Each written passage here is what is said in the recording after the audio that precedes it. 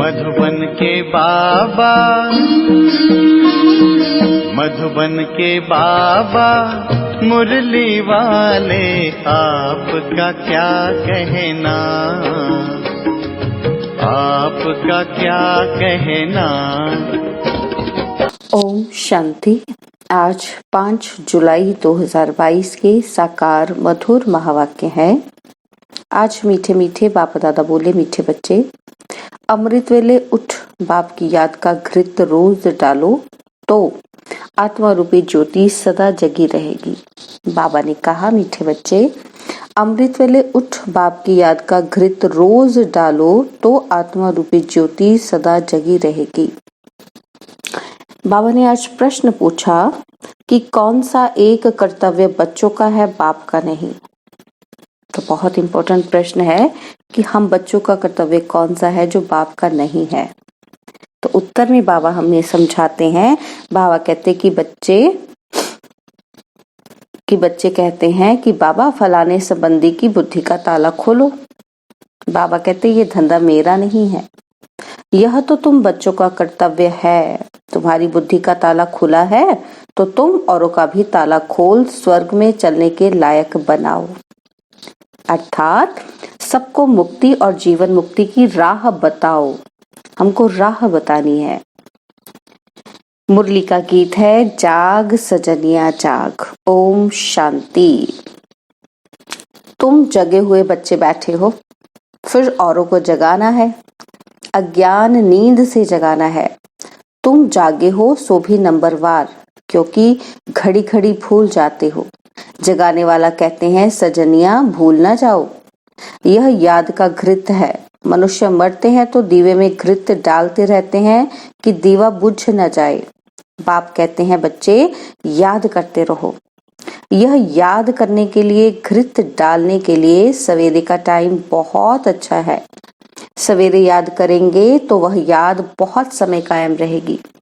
तुम्हारा दीवा बुझा हुआ है, अब याद से अपना दीवा जगाते हो। तुम्हारा दीवा जगता रहता है, सतयुग से त्रेता तक जगता रहेगा। इसको दीपमाला कहते हैं। रुद्रमाला और दीपमाला बात एक ही है। याद तो शिव बाबा को ही करना है ना।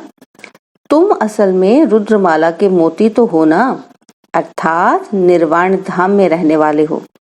उसे शिव बाबा का धाम, रुद्र धाम भी कह सकते हैं। बच्चे जानते हैं कि बाबा के पास हमें जाना है। याद से दीपक जगता जाएगा। यह श्री अर्थात श्रेष्ठ मत मिलती है। गाया हुआ भी है कि श्रीमत मिली थी तो श्रेष्ठ सत्य धर्म की स्थापना हुई थी। अब तुम्हारा बड़ा झुंड है, नंबरवार जितना जागते हैं उतना जगा सकते हैं। दीवे को जगाने के लिए सवेरे उठना पड़ता है, घृत डालना पड़ता है, इसमें कोई तकलीफ नहीं। बाप को याद करना, यही घृत डालते रहना है। आत्मा पावन होती रहती है। आत्मा पहले पतित थी, अर्थात आत्मा की ज्योति बुझी हुई थी। अब बाप को याद करने से ज्योत जगेगी और विकर्म विनाश होते रहेंगे, अर्थात पावन बनते रहेंगे। अभी आत्मा पर अज्ञान का परछाया पड़ा हुआ है। बाप ही सबसे बड़ा सर्जन भी है। कोई स्थूल दवाई आदि डालने के लिए नहीं देते हैं, सिर्फ कहते हैं मामे कम याद करो। इस याद में सब दवाइयां आ जाती हैं। याद से ही तंदुरुस्त बन जाते हैं। भविष्य जन्म जन्मांतर के लिए वो योग तो बहुत किस्म किस्म के सिखलाते हैं। उससे बहुत पहलवान भी बनते हैं, मेहनत करते हैं। अभी तुम महावीर बनते हो। पवित्रता को ही महावीरता कहा जाता है। इससे आयु भी बहुत बड़ी हो जाती है। बाप की याद से ताकत मिलती जाती है। बाप समझाते हैं कि तुमको पवित्र दुनिया का मालिक बनना है तो यह अंतिम जन्म पवित्र बनो। सन्यासी भी 5 विकारों का सन्यास करते हैं, परंतु वह तो बहुत दूर जंगल में चले जाते हैं। यहाँ तुमको ग्रस्त व्यवहार में रहते 5 विकारों का सन्यास करना है। तुम जानते हो इस सन्यास से प्राप्ति बहुत भारी है।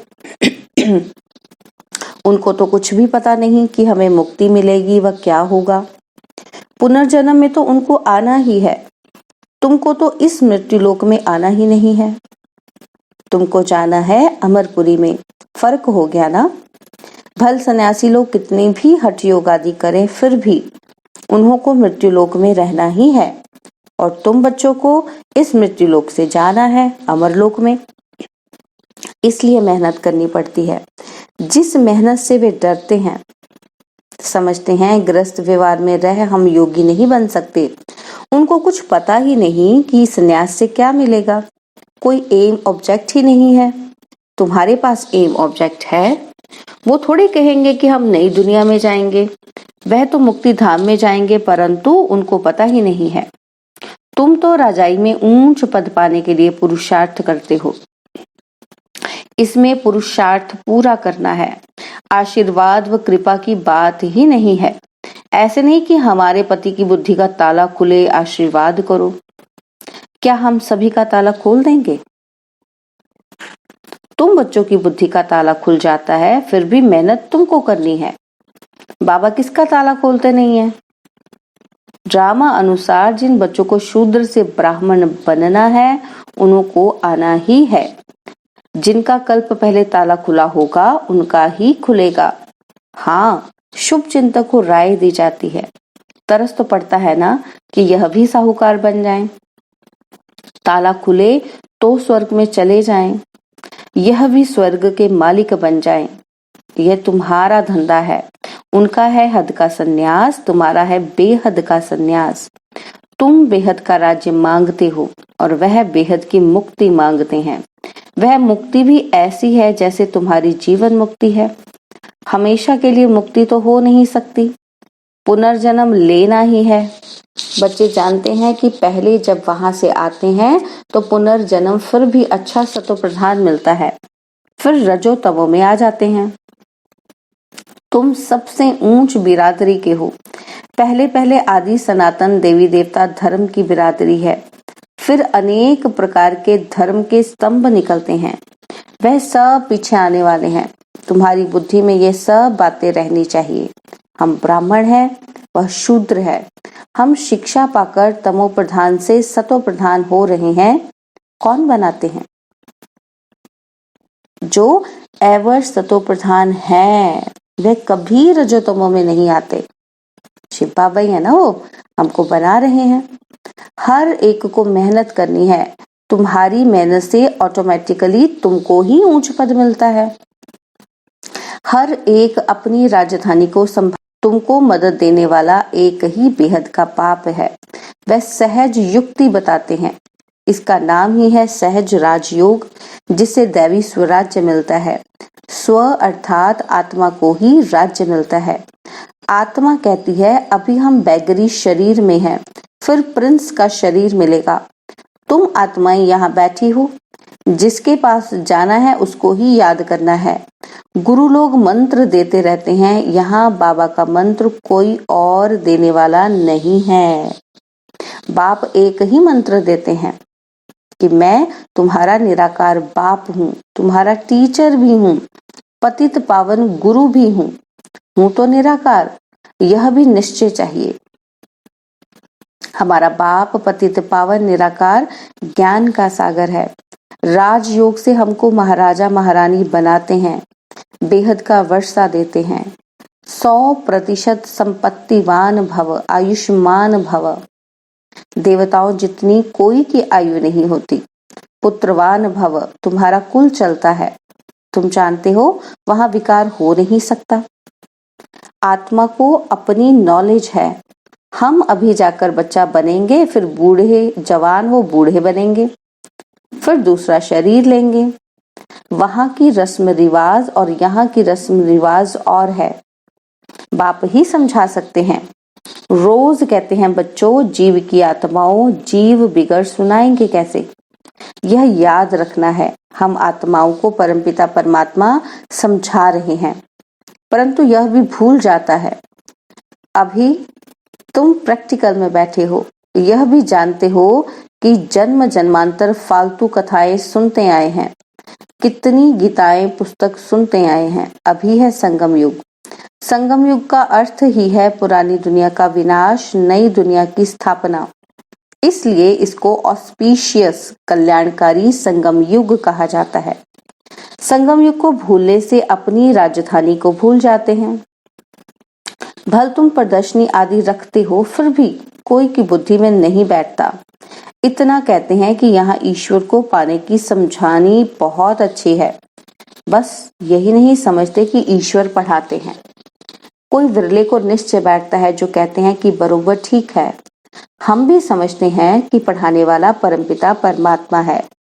जैसे भीष्म पितामह आदि ने पिछाड़ी में माना है कि परमात्मा इन्हों को पढ़ाते हैं। पिछाड़ी में यह ज्ञान आएगा।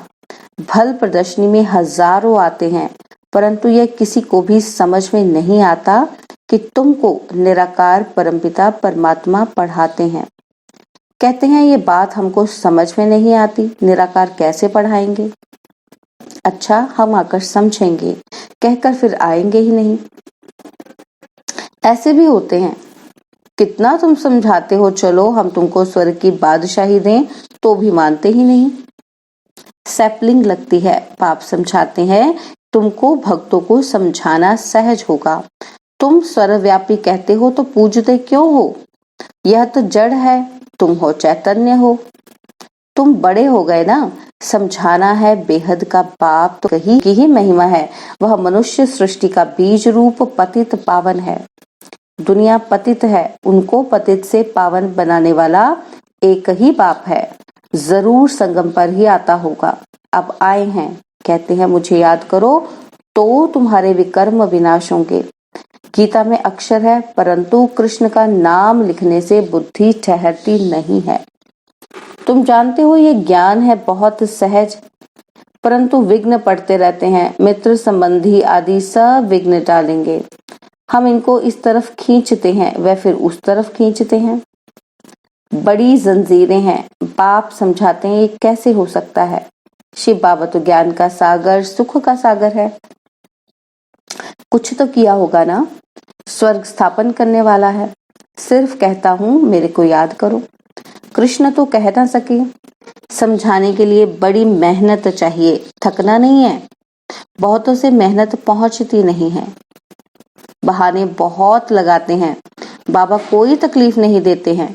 फल बच्चों को संभालो, भोजन बनाओ, सिर्फ शिव बाबा की याद में रहो। अच्छा, दिन में टाइम नहीं मिलता है तो अमृत वेले तो याद करो। कहते हैं राम सिमर प्रभात मोरे मन। आत्मा कहती है प्रभात में अपने बाप को याद करो। बाबा भी यही कहते हैं, नींद भी टाइम पर करनी चाहिए। पूरा चार्ट रखना है। सवेरे उठ सकते हो, इस पर भी एक कहावत भी सिंधी में है, सवेरे सोना सवेरे उठना, माना जल्दी सोना जल्दी उठना।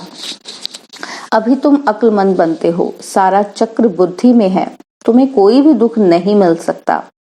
कितना तुम शाहों के शाह बन जाते हो, पैसे की कभी कोई तकलीफ नहीं होती और हेल्दी भी बनते हो। ये सब गुण अभी तुम शिव बाबा से पाते हो। बरोबर तुम हेल्दी, वेल्दी और हैप्पी बनते हो, यह भी तुम जानते हो। होली, दीपावली आदि यह सब अभी की बातें हैं जो यादगार में आ जाती हैं। तो सवेरे उठकर बाप को याद करना बड़ा अच्छा है। याद को बढ़ाते रहो। बच्चों ने गीत भी सुना हो, जागो और जगाओ अज्ञान नींद से। ग्रस्त व्यवहार में रहते किसी को बाप का परिचय दो, वह फिर लिखे भी कि बाबा फलाने द्वारा हम आपको जान गए हैं, अभी तो हम आपके ही होकर रहेंगे, आपसे वर्षा जरूर लेंगे, आपके ही थे। ऐसी चिट्ठी आवे तब सर्विस का सबूत मिले। पत्र देख बाबा खुश होंगे। बाकी सिर्फ क्लास से ही होकर आना, यह तो पुरानी चाल हो गई। जैसे और सत्संगों में नियम से आ जाते हैं, तुमको तो एक एक को अच्छी रीति समझाना है। ये बहुत ऊंची पढ़ाई है। यह ज्ञान सागर से कितनी अच्छी नॉलेज मिलती है। मेहनत चाहिए समझाने की। अच्छा, मीठे मीठे सिकिलते बच्चों प्रति माता पिता बाप दादा का याद प्यार और गुड मॉर्निंग। रूहानी बाप की रूहानी बच्चों को नमस्ते। हम रूहानी बच्चों की रूहानी बाप दादाजी को दिलवा जान सिखवा प्रेम से नमस्ते। ओम शांति। प्यारे बाबा, मीठे बाबा, मेरे बाबा, शुक्रिया बाबा, शुक्रिया बाबा, शुक्रिया बाबा। धारणा के लिए मुख्य सार है। पहला पॉइंट है, याद का अभ्यास बढ़ाना है। इस यात्रा में कभी थकना व बहाना नहीं देना है। याद का पूरा पूरा चार्ट रखना है। भोजन भी शिव बाबा की याद में बनाना व खाना है।